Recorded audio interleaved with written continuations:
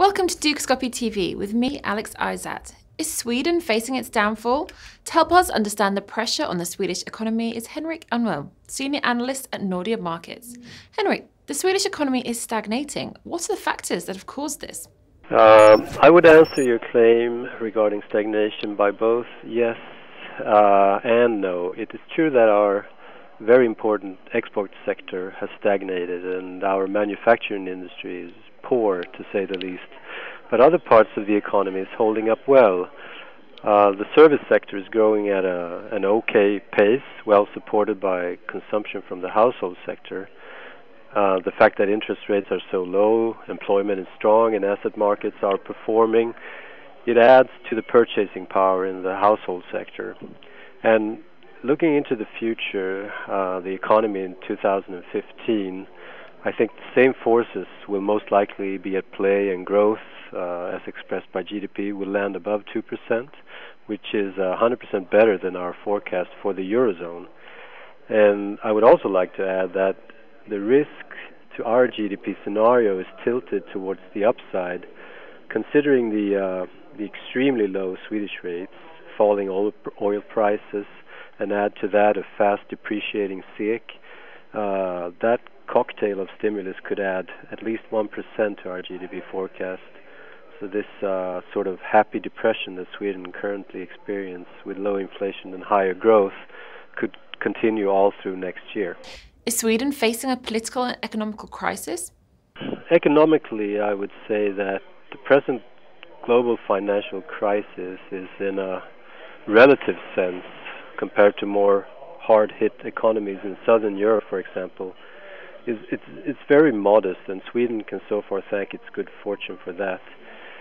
Since the crisis started in 2007 or 8, we've had actually the highest GDP development of most Western countries, and the labor market is adding new jobs at a rapid pace. But of course, zero interest rates also creates risks to the economy, since much of this demand in Sweden is credit-driven as a result of the wealth effect coming from the increasing of property prices mostly. There could at some point be a part 2 of this crisis that is a lot nastier than the one we've experienced so far. I would say that household debt as well as house price inflation are at unhealthy levels, suggesting, at least in my world, that the future looks highly uncertain if we were to experience a fall in house prices similar to other countries.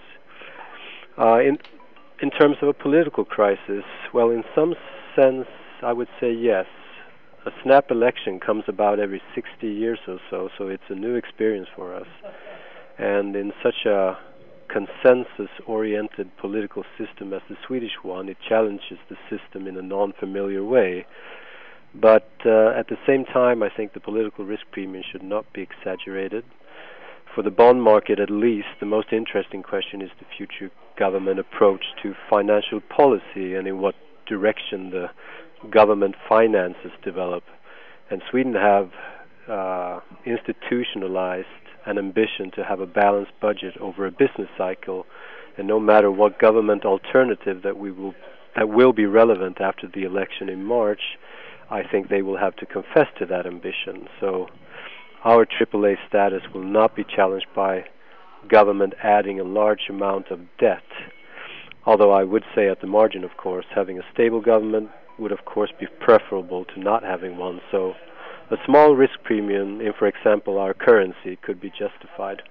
Taking all of that into consideration, what is the future for the country?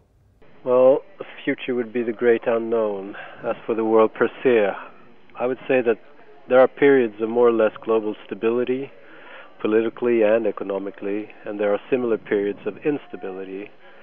I would say that the world presently has experienced the latter, as can be seen lately in increasing volatility in every market.